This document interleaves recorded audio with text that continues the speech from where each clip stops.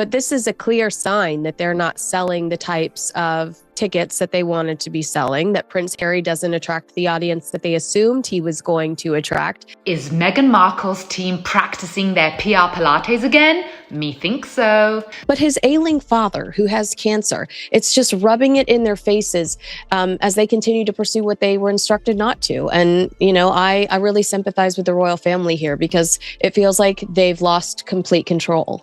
Meghan Markle, she's over there not even doing solo shots. She's like, I'll do a group picture. They paid $3,200 and y'all are going to get one group shot. Well. You have got to give it to Meghan. She's not anything if persistent because she's managed to infiltrate the Mexican community to start spreading news in her favor in order to discredit us.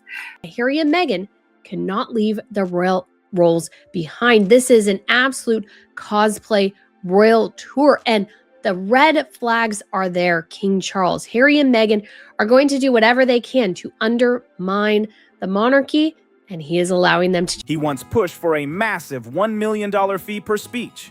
And now look at the scene in Melbourne this week. Tickets are barely moving, and even after all the hype, the room still looks half empty. Here's what's really going on. This was a man that upon leaving the British royal family was demanding $1 million per speech.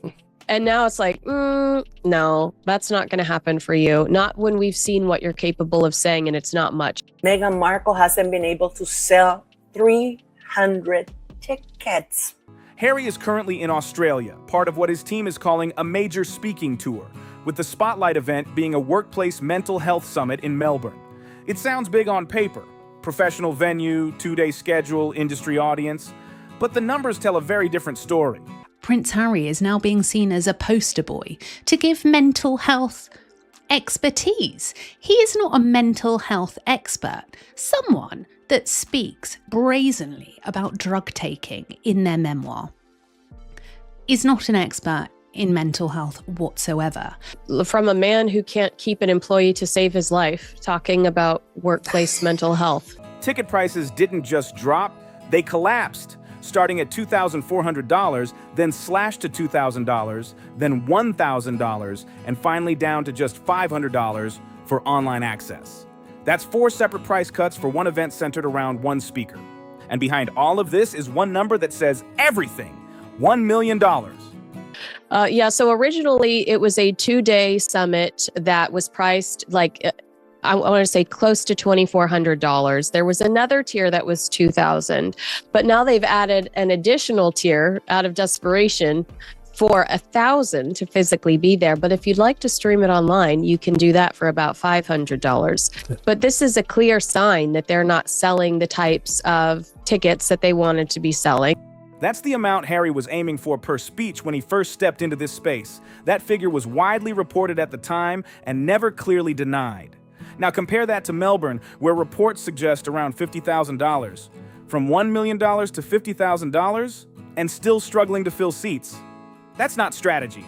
That's not adjustment. That's a massive drop, nearly 95% in just a few years.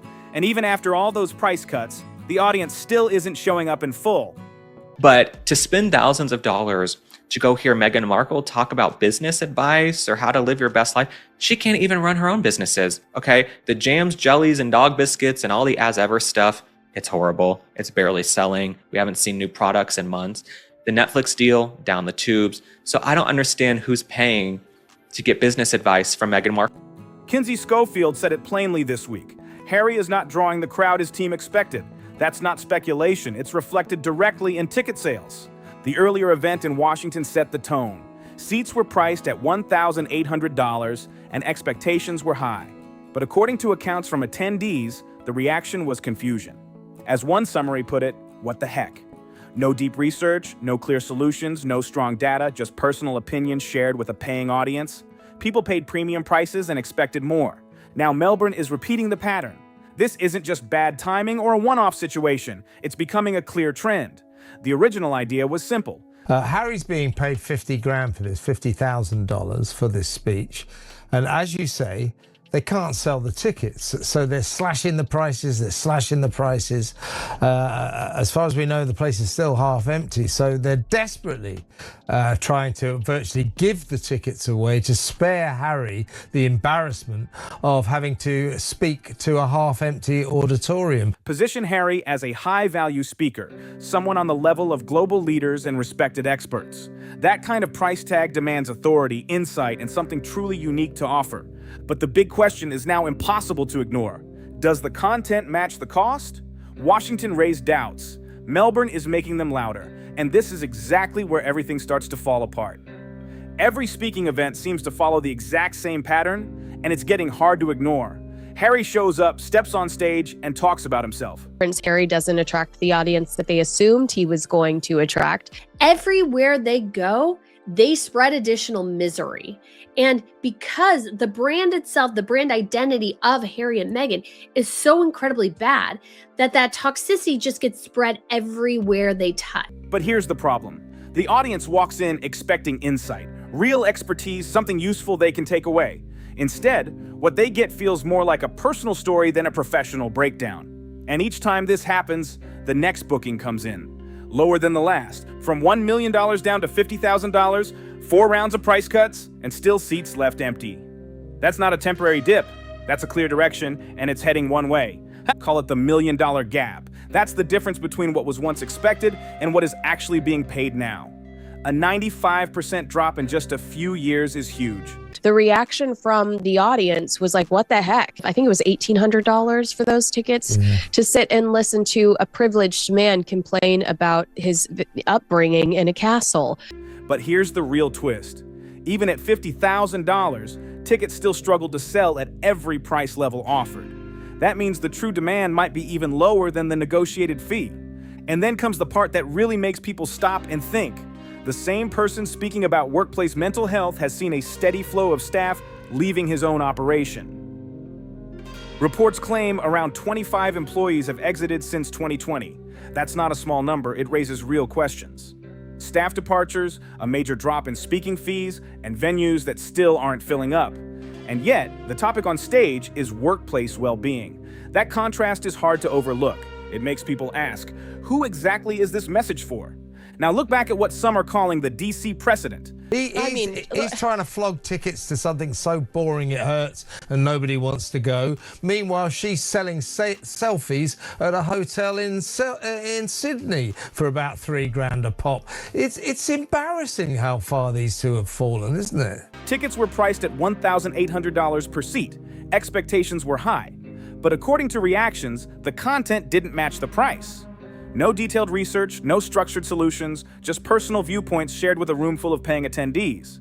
And here's the key point. This wasn't unexpected. Every appearance has followed the same format. No deep studies, no data-heavy presentations, just a focus on personal experience every single time. So the real question becomes louder. If people are paying for expertise but receiving something else, what are organizers actually promising when they book these events? But for Harry and Meghan, it's not working, and it hasn't worked. It's not working. It hasn't worked for ages. And they keep trying the same things again and again, thinking that will right the ship. And then there's another layer to all of this. While one side is speaking to partially filled rooms, there are reports that Meghan is set to open a private members club location in Australia, linked to Soho House, an exclusive, application-based network. The contrast stands out. They stepped away from one of the most recognized institutions in the world, often described as highly structured and selective, only to now be connected with another kind of exclusive circle. I mean, they think there's going to be so many people there, they'd need to set up railings, they'd need crowd control. Absolutely not. The few people that might turn up to see Harry and Meghan, I don't think are really going to have nice things to say about them, but that's all it's going to be, a boo here and there. From global stages to private clubs, the shift is noticeable, and people are definitely paying attention. And here's where things take an even sharper turn, because this is no longer just about ticket prices or half-filled rooms, it's about perception. The image that was once being built doesn't seem to match what people are actually seeing now. There was a time when the pitch was clear. A high-value speaker, someone positioned alongside global leaders, delivering insight you couldn't get anywhere else. That was the expectation. But now, The reaction is shifting, and it's getting louder. Event after event, the same feedback keeps surfacing. People walk in expecting depth, structure, real guidance, and walk out questioning what they just heard. Harry got on stage in DC and moaned and groaned about how he's lacked privacy since he was born, offered no solutions. It was just another mental breakdown for an audience to witness. And a lot of the people in DC were disappointed that they'd paid such a significant, I think it was $1,800 for those tickets. Because all you bring is bad luck. All you bring is nastiness. All you bring is toxicity wherever you go. Some reactions are blunt, with attendees reportedly saying things like, "That wasn't what I expected," and even, "Where was the actual advice?" Those words stick, and they spread fast. And here's the uncomfortable part. In the speaking world, reputation moves quicker than marketing. One underwhelming event can be explained away, but a pattern? That's much harder to ignore. Organizers start to notice. Audiences start to hesitate. Ticket buyers start to wait instead of rushing in. And suddenly the urgency is gone. That excitement that once pushed high prices, it starts fading, piece by piece. Then comes the bigger question, credibility. Because when someone is positioned as an authority, the expectation is simple. Bring something valuable, something practical, something that helps people improve. Without that, the entire model starts to crack. And right now, that crack is getting wider. So my advice to all the women, take the money and invest it, okay? Take the money and enjoy being at home. Don't pay thousands of dollars to go sit under this cheap fluorescent lighting and listen to Meghan Markle talk like she's a female founder. The only thing she found was a rich, famous husband. Bookings may still happen, events may still be scheduled, but the energy around them is different. Less buzz, more skepticism, less demand, more hesitation. This isn't just about one speech or one city anymore. It's about momentum and whether it's moving forward or slipping away. And if this pattern continues, the next chapter might not just be about lower fees or smaller crowds. It could be about whether the stage itself starts to disappear. And now the question gets even sharper. Was this really the upgrade they were aiming for? Or is this what remained after everything else fell apart? Look at this comparison, because it speaks for itself. Catherine, Princess of Wales, built her early years project around actual research. Data was collected, studies were published, and the findings were shared openly. When she speaks, there's structure, there's purpose, and there's something real the audience can take home and use. She doesn't center herself, the work does the talking. Now compare that to Melbourne. Rob Shooter had told me that Meghan was going to be quietly, she's going to wait to the last minute to announce it, but quietly will be also opening a Soho house over there. And the Daily Mail over the last few days has reported the same thing. A reported $50,000 appearance, multiple ticket price cuts, and still a room that isn't full. No research announced ahead of time, no data preview, no clear framework shared before stepping on stage. That difference stands out immediately. One side builds content, the other shows up with appearances. And the market, it's reacting to that difference in real time. But here's where things get even more interesting. There's been no clear response to the situation, no explanation for the repeated ticket price drops, no detailed preview of what will actually be delivered to justify the remaining cost, no pushback against the criticism, just silence. And that silence is noticeable. This is the same kind of team that has reacted quickly in the past when under pressure. Statements were made fast, responses were sharp, and narratives were challenged almost instantly. But now, when it comes to pricing, attendance, and audience reactions, nothing. And by this point, that silence starts to say a lot. It's a private elite club that you have to submit a request to join. You have to pay monthly. To leave the ultimate elite in the British royal family to go cut ribbons at a Soho house, I'm sorry, but what a fall from grace. The original message was bold. The idea was to step outside and do more, reach further, create greater impact. That was the promise. Now fast forward to this moment, a venue that isn't filled, no clearly defined expertise presented up front, and ticket prices that have been cut again and again. From $1 million expectations down to a fraction of that. The platform is still there, but the value attached to it is being questioned more than ever. And while all of this unfolds, there are reports of separate appearances and exclusive experiences happening elsewhere, adding another layer to the story. Same name, same visibility, but a completely different reaction from the public. From massive expectations to uncertain outcomes, the shift is clear. And people are watching closely because this trip isn't over yet. And whatever happens when the next audience shows up, no matter the size, it won't stay quiet for long. And just when it seems like the situation couldn't get more intense, it does. Because now the focus shifts to what happens inside the room. I think a great example of that is Catherine's early years project. You know, occasionally they'll release the research that she's generated through that project. Not the headlines, not the pricing, not the speculation, but the actual moment when the speaker steps up and delivers. That's where everything is decided. All the promotion, all the positioning, all the expectations, it all comes down to one thing. What does the audience actually experience? And this is where the pressure hits hard. People aren't just showing up casually anymore.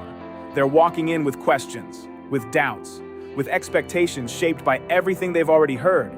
Some are curious, some are skeptical, and some are waiting to see if this is finally the moment where things turn around. Because let's be honest, this is a turning point.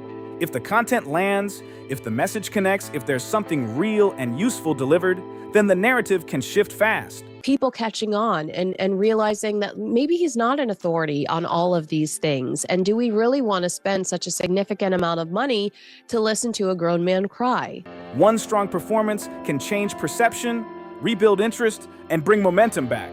But if the same pattern repeats, if the audience once again walks away feeling like they didn't get what they came for, that reaction won't stay in the room. It spreads fast. And in today's world, that kind of feedback travels instantly. One comment becomes 10, 10 becomes hundreds, and suddenly the entire story gets shaped by those reactions. That's the real risk here. Because this is no longer about potential, it's about proof. Not what could happen, but what actually does happen when it matters most. And the stakes? They're higher than ever. Every word. Prince Harry and Meghan Markle's return down under could not be going more disastrously for them. It is an epic train wreck so far, and they haven't even left the North American continent. Every point, every moment on that stage is being watched, judged, and remembered. Because right now, this isn't just another speaking event. It's a test of value, a test of credibility, and a test of whether the audience still believes there's something worth showing up for. And once that moment passes, there's no editing it, no rewriting it, no second version. What happens on that stage becomes the story. And now everything comes down to what happens after the event, because that's where the real impact shows. Not the promotions, not the pricing, not even the headlines. To leave the ultimate, elite in the British royal family to go cut ribbons at a Soho house, I'm sorry, but what a fall from grace. It's the reaction that follows. The conversations people have as they walk out, the posts that start going up, the messages shared between attendees. That's where the truth starts to surface. Because people talk, they compare notes, they share opinions, and they don't hold back when something doesn't meet expectations. If the experience feels worth it, that energy spreads fast. But if it doesn't, that spreads even faster. And right now, that's the risk sitting front and center, because this isn't happening in isolation. Each event builds on the last one. Each reaction adds another layer. And over time, those layers turn into a reputation that's hard to change. She's never supported women. When the Queen was on her deathbed, what was she doing? She was doing Oprah interviews. She was doing Oprah interviews accusing her in-laws of racism and saying that they drove her to be miserable and drove her to be depressed. And this is called the Her Best Life Retreat. That's how momentum works. Either it builds or it breaks. And here's the key detail. In this space, value isn't decided by titles or past recognition. It's decided by the audience in real time. They're the ones who decide if something is worth it, if it delivers, if it should be recommended to others. No audience, no momentum, no strong reaction, no demand. It's that simple and that direct. So now all eyes are on what comes next. Will the reaction flip the narrative? Will people walk out saying it exceeded expectations? Or will the same concerns keep showing up again and again? Because at this stage, it's not about promises anymore, it's about outcomes. And outcomes create direction. Right now, that direction is still being shaped in real time, with every event adding another piece to the bigger picture. And if the reaction doesn't shift soon, the conversation won't just stay about one tour or one appearance. It could start redefining the entire path forward. That's how quickly things can change when the audience starts making the final call. If you've got thoughts on this, drop them in the comments. Let's hear what you think. If this breakdown opened your eyes, hit subscribe and stay tuned for more deep dives like this.